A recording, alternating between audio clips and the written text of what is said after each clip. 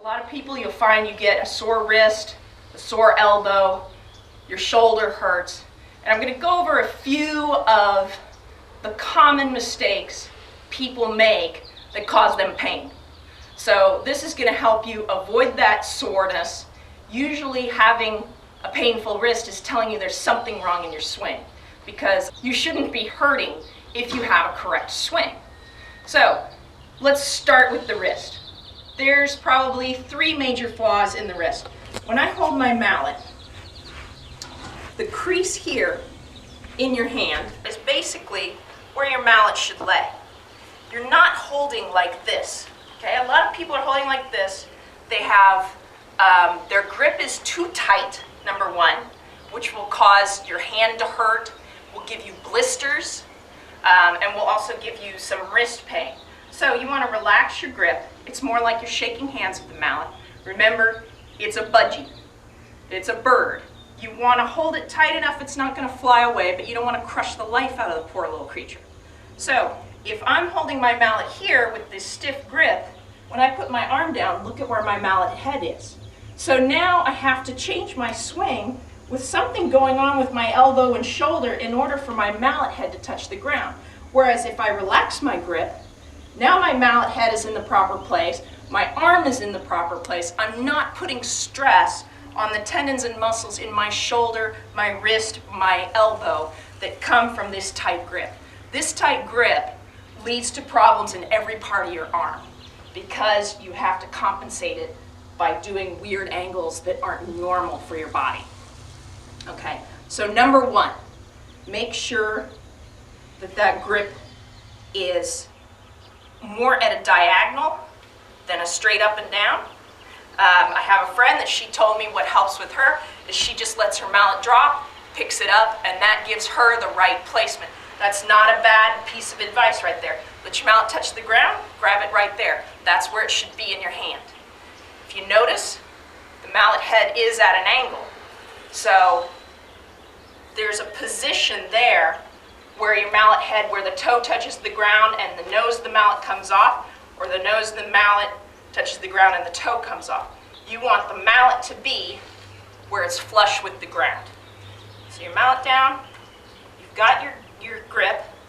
Don't overwind this thing, because when it gets stuck in tack or horse's tail, your thumb's going to wish you hadn't wound up so tight. So nice and easy right there. Another problem I see a lot that causes a lot of wrist pain is in a proper swing, you've got this flex in the wrist. Okay, the wrist is flexed here. A lot of people will start their swing with their wrist straight rather than flexed. Flexing up here, I can almost let go of the mallet and there's a balance point that I can hold it with almost nothing. I can hold it with one finger. I can hold it with one thumb. If you hold it here, there's no way you can hold this mallet up without grabbing it hard and without putting pressure here on your elbow. When you come through with that swing, if you don't have the wrist flexed and coming through at the end, you're then jarring your wrist. So this straight arm swing creates a real jar for the wrist when you come in contact with the ball, and it also puts strain here on the elbow and will give you sort of a tennis elbow type feeling. So real easy, check that you flex the wrist. Your arm can be parallel with the horse's back, but your mallet head is straight up. Watch your mallet head. Here's another problem a lot of people get into.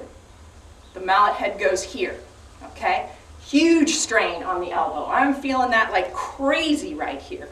Bit of a strain on the wrist, bit of strain on the shoulder. If that mallet head tips too far one way or the other, you're putting too much strain on your arm. So it's a matter of finding this spot. If you haven't been playing for a long time, you will find this spot. It's a matter of someone maybe helping you, maybe videoing you from behind when you go to swing so you can see what is my mallet head actually doing. It's also just practicing letting go of the mallet. If the mallet head tips over to one side, I'm going to have to grab it to keep it from falling out of my hand. So, starts here, the swing starts with the shoulder, the wrist comes through last. So in order to keep that from being painful.